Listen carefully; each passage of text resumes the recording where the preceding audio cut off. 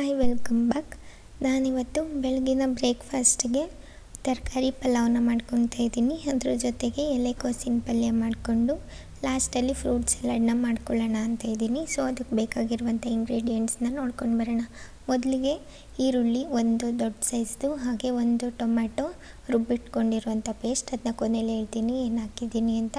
ನಂತರ 1 ಕಪ್ ಆಗುವಷ್ಟು ತರಕಾರಿ ತೊಗೊಂಡಿದ್ದೀನಿ, ಹಾಗೆ ಪಲಾವ್ ಹಾಕುವಂಥ ಎಲ್ಲ ಮಸಾಲೆ ಐಟಮ್ಸ್ನ ತೊಗೊಂಡಿದ್ದೀನಿ.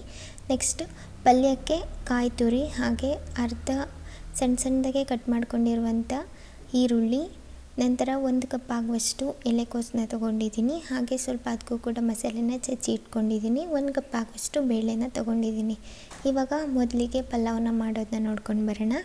ಒಂದು ಕುಕ್ಕರ್ನ ಇಟ್ಕೊಳ್ಳೋಣ. ಕುಕ್ಕರ್ ಇಟ್ಕೊಂಡಿದ್ದಾದಮೇಲೆ ಅದಕ್ಕೆ ಬೇಕಾಗಿರುವಂಥ ಎಣ್ಣೆನ ಸೇರಿಸ್ಕೊಂಡು ಪಲಾವ್ಗೆ ಹಾಕುವಂಥ ಐಟಮ್ಸ್ನ ಸೇರಿಸ್ಕೊಂಡು ಹಾಗೆ ಗೋಡಂಬಿನ ಹಾಕ್ಕೊತಾ ಇದ್ದೀನಿ.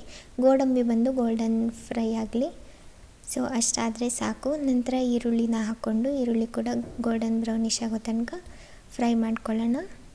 1-2 ನಿಮಿಷ ಫ್ರೈ ಮಾಡಿಕೊಂಡ್ರೆ ಆಯಿತು. ನಂತರ ಒಂದು ಚಿಕ್ಕ ಸೈಜ್ದು ಟೊಮೆಟೊನ ಸೇರಿಸ್ಕೊತಾ ಇದ್ದೀನಿ. ಟೊಮೆಟೊನ ಆದಷ್ಟು ಕಡಿಮೆ ಹಾಕ್ಕೊಳ್ಳಿ, ಯಾಕೆಂದರೆ ಪಲಾವ್ ಟೇಸ್ಟ್ ಕೂಡ ಚೇಂಜ್ ಆಗಿಬಿಡುತ್ತೆ. ಹಾಗಾಗಿ ಚಿಕ್ಕ ಸೈಜ್ನ ಸೇರಿಸ್ಕೊಂಡಿದ್ದೀನಿ.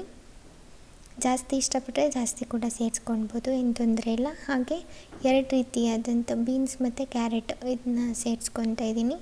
ಚಿಕ್ಕದಾಗಿ ಕಟ್ ಮಾಡಿಕೊಂಡು ಅದಕ್ಕೆ ಸ್ವಲ್ಪ ಉಪ್ಪು ಹಾಕ್ಕೊಂಡು ಸೇರಿಸ್ಕೊತಾ ಇದ್ದೀನಿ. ಉಪ್ಪು ಹಾಕ್ಕೊಂಡು ಚೆನ್ನಾಗಿ ಫ್ರೈ ಮಾಡ್ಕೊಳ್ಳೋಣ. ಚೆನ್ನಾಗಿ ಒಂದು 2-3 ನಿಮಿಷ ಅದನ್ನು ಕೂಡ ಚೆನ್ನಾಗಿ ಫ್ರೈ ಮಾಡಿಕೊಂಡ್ರೆ ಟೇಸ್ಟ್ ಕೂಡ ಚೆನ್ನಾಗಿರುತ್ತೆ ಅಂತ ಅಷ್ಟೇ. ಸೊ ಇವಾಗ ಇದನ್ನ ಫ್ರೈ ಮಾಡ್ಕೊಂಡಿದ್ದಾಯಿತು. ನಂತರ ರುಬ್ಬಿಟ್ಕೊಂಡಿರೋಂಥ ಮಸಾಲೆನ ಸೇರಿಸ್ಕೊತಾ ಇದ್ದೀನಿ. ಇದಕ್ಕೆ ನಾನು ಜಾಸ್ತಿ ಇಂಗ್ರೀಡಿಯೆಂಟ್ಸ್ನ ಯಾವುದು ಸೇರಿಸಿಲ್ಲ, ಯಾಕಂದರೆ ನಾನು ಜಾಸ್ತಿ ಅಡುಗೆ ಮಾಡ್ತಾ ಇರೋದ್ರಿಂದ ಹೆವಿ ಅನಿಸ್ಬಾರ್ದು ಯಾರು ತಿಂದ್ರೂ, ಹಾಗಾಗಿ ಲೈಟಾಗೆ ಮಾಡ್ಕೊತಾ ಇದ್ದೀನಿ. ಇದಕ್ಕೆ ಕಾಯಿ ತುರಿ, ಹಾಗೆ ಕೊತ್ತಂಬರಿ ಸೊಪ್ಪು, ಪುದೀನ ಸೊಪ್ಪು, ಖಾರಕ್ಕೆ ಎಷ್ಟು ಬೇಕೋ ಅಷ್ಟು ಮೆಣಸಿನ್ಕಾಯಿ, ಹಾಗೆ ಬೆಳ್ಳುಳ್ಳಿ ಇಷ್ಟನ್ನು ಮಾತ್ರ ಸೇರಿಸ್ಕೊಂಡಿರೋದು. ಚೆನ್ನಾಗಿ ನೈಸಾಗೆ ರುಬ್ಕೊಂಡು ಸೇರಿಸ್ಕೊಂಡಿದ್ದೀನಿ. ನಂತರ ಅದು ಹಸಿ ಸ್ಮೆಲ್ಲೆಲ್ಲ ಹೋಗಬೇಕಲ್ವ, ಅಲ್ಲಿ ತನಕ ಚೆನ್ನಾಗಿ ಫ್ರೈ ಮಾಡ್ಕೊಂಡಿದ್ದಾದಮೇಲೆ ಅದಕ್ಕೆ ಎಷ್ಟು ನೀರು ಬೇಕೋ, ನೀವು ರೈಸ್ನ ಎಷ್ಟು ತೊಗೊತೀರೋ ಅಷ್ಟಕ್ಕೆ ಆ ಕ್ವಾಂಟಿಟಿಗೆ ನೀರನ್ನ ಹಾಕ್ಕೊಳ್ಬೇಕಾಗುತ್ತೆ. ಸೊ ನೀರು ಹಾಕ್ಕೊಂಡು ಒಂದ್ಸಲ ಮಿಕ್ಸ್ ಮಾಡ್ಕೊಂಡಿದ್ದಾದಮೇಲೆ ರುಚಿಗೆ ಎಷ್ಟು ಬೇಕೋ ಅಷ್ಟು ಉಪ್ಪನ್ನ ಸೇರಿಸ್ಕೊತೀನಿ. ಚೆನ್ನಾಗಿ ಕುದಿ ಬರಬೇಕು. ಕುದಿ ಬಂದಿದ್ದಾದಮೇಲೆ ರೈಸ್ನ ಸೇರಿಸ್ಕೊತಾ ಇದ್ದೀನಿ. ರೈಸ್ನ ಸೇರಿಸ್ಕೊಂಡಿದ್ದಾದಮೇಲೆ ಚೆನ್ನಾಗಿ ಕುದೀತಾ ಇರುತ್ತಲ್ವ, ಆವಾಗ ಲಿಡ್ನ ಕ್ಲೋಸ್ ಮಾಡಿಕೊಂಡು 1-2 ವಿಷಿಲ್ನ ಹಾಕ್ಸ್ಕೊಂಡ್ರೆ ರೈಸ್ ರೆಡಿ ಆಗುತ್ತೆ. ನೆಕ್ಸ್ಟ್ ಪ್ಯಾನಲ್ಗೆ ಎಣ್ಣೆ ಹಾಕ್ಕೊಂಡು ಚಿಕ್ಕದಾಗೆ ಹೆಚ್ಚಿರುವಂಥ ಈರುಳ್ಳಿನ ಸೇರಿಸ್ಕೊತಾ ಇದ್ದೀನಿ. ಇದು ಬಂದು ಎಲೆಕೋಸಿನ ಪಲ್ಯಕ್ಕೆ ಇದು ಚೆನ್ನಾಗಿ ಗೋಲ್ಡನ್ ಬ್ರೌನಿಷ್ ಆಗಬೇಕು. ಸೊ 1 ನಿಮಿಷ ಫ್ರೈ ಮಾಡಿಕೊಂಡ್ರೆ ಇದಾಗುತ್ತೆ.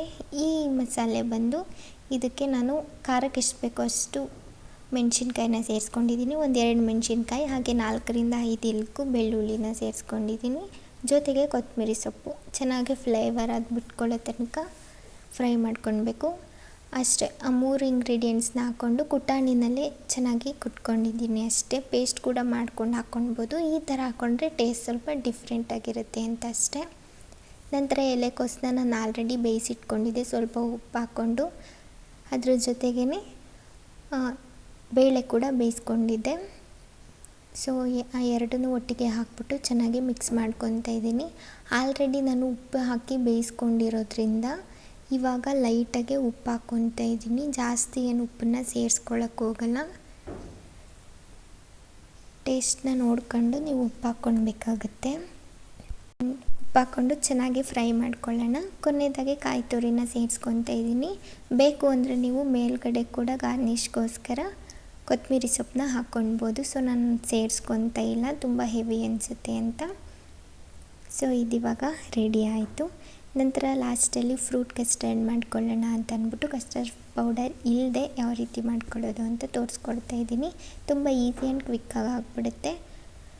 1 ಬನಾನ ತೊಗೊಂಡಿದ್ದೀನಿ, ಹಾಗೆ ಅರ್ಧ ಆ್ಯಪಲ್, ಜೊತೆಗೆ ಅರ್ಧ ದಾಳಿಂಬೆ ಹಣ್ಣು. ನಂತರ ನೆನೆಸಿ ಇಟ್ಕೊಂಡಿದ್ದಂಥ ಡ್ರೈ ಫ್ರೂಟ್ಸ್ನ ಸೇರಿಸ್ಕೊತಾ ಇದ್ದೀನಿ. ನಿಮ್ಮ ಹತ್ರ ಯಾವುದಿರುತ್ತೋ ಅದನ್ನ ಸೇರಿಸ್ಕೊಳ್ಳಿ, ಇದೇ ಬೇಕು ಅಂತೇನಿಲ್ಲ. ಕೊನೆಯದಾಗಿ 1/4 ಕಪ್ ಆಗುವಷ್ಟು ಮೊಸರು ಸೇರಿಸ್ಕೊಂಡಿದ್ದೀನಿ. ನಂತರ ಅದಕ್ಕೆ ಟೇಸ್ಟಿಗೆ ಎಷ್ಟು ಬೇಕೋ ಅಷ್ಟು ಶುಗರ್ ಬೇಕಾದರೆ ಸೇರಿಸ್ಕೊಳ್ಬೋದು. ಶುಗರ್ ಇಷ್ಟ ಇಲ್ಲ ಅಂತಂದರೆ ಬೆಲ್ಲ ಅಥವಾ ಕಲ್ಲು ಸಕ್ಕರೆ ಯಾವುದನ್ನು ಬೇಕಾದರೂ ಸೇರಿಸ್ಕೊಳ್ಬೋದು. ಬೇಡ ಅಂದರೆ ಸ್ಕಿಪ್ ಕೂಡ ಮಾಡ್ಕೊಳ್ಬೋದು.